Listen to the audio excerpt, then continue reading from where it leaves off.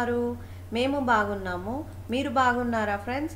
ఈరోజు మనము carrot fry ఎలా చేసుకోవాలో తెలుసుకుందాం ఫ్రెండ్స్. ముందుగా క్యారెట్లను శుభ్రంగా కడుక్కొని సన్నగా కట్ చేసుకొని పక్కన పెట్టుకోవాలి. ఒక బాండ్లీ తీసుకొని అందులో తగినంత ఆయిల్ వేసుకోవాలి ఫ్రెండ్స్. ఆయిల్ వేసుకున్న తర్వాత ఆయిల్ హీట్ ఎక్కిన తర్వాత ఆవాలు,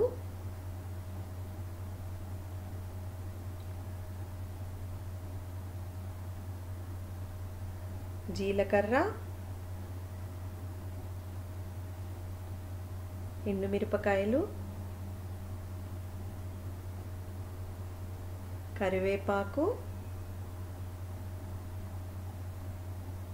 వెల్లుల్లి ఒక్కొక్కటి ఆయిల్లో యాడ్ చేసుకొని మంచిగా ఫ్రై చేసుకోవాలి ఫ్రెండ్స్. ఈ విధంగా ఫ్రై అయిన తర్వాత శుభ్రంగా క్లీన్ చేసుకున్నటువంటి క్యారెట్ను యాడ్ చేసుకోవాలి ఫ్రెండ్స్.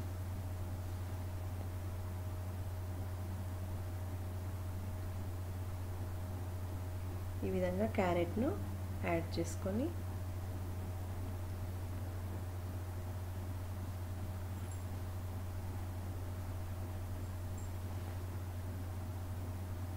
క్యారెట్ని యాడ్ చేసుకున్న తర్వాత మొత్తం ఒకసారి కలుపుకోవాలి.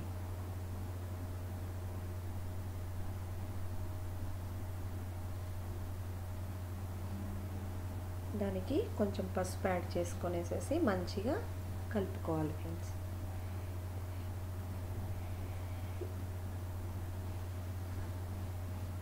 కొంచెము సాల్ట్ యాడ్ చేసుకోవాలి, తొందరగా కుక్ అవుతుంది.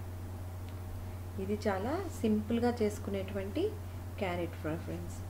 త్వరగాను అయిపోతుంది. లంచ్ బాక్సుల్లో కూడా చాలా టేస్టీగా ఉంటుంది. పిల్లలు చాలా ఇష్టంగా తింటారు.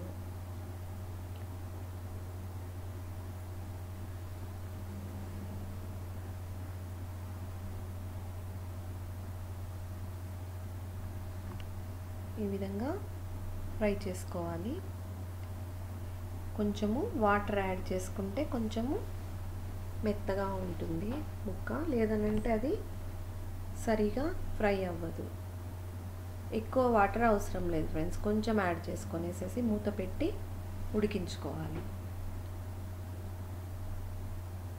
ఈ విధంగా మూత పెట్టి ఉడికించుకున్న తర్వాత చూడండి ఫ్రెండ్స్, ఈ విధంగా తయారవుతుంది. దీనికి మేము తాలింపుల్లో పొడి చెప్పాను కదా ఫ్రెండ్స్, ఆ తాలింపుల్లో పొడిని యాడ్ చేస్తాను. త్వరలో నేను తాలింపుల్లో పొడి కూడాను మీకు రెసిపీ చూపిస్తాను, ఏ విధంగా తాలింపుల్లో పొడి చేసుకోవాలి అనేది.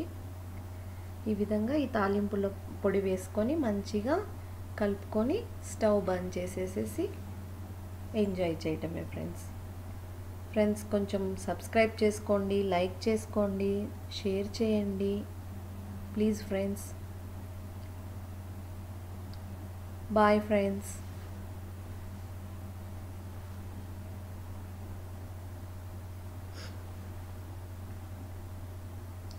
ఇంతేనండి, చాలా సింపుల్గా చేసుకునేటువంటి క్యారెట్ ఫ్రై. లాస్ట్లో కాస్త కొత్తిమీర తరుగేసుకొని మంచిగా కలిపేసుకోండి, స్టవ్ బంద్ చేసుకొని తినేసేయటమే ఫ్రెండ్స్.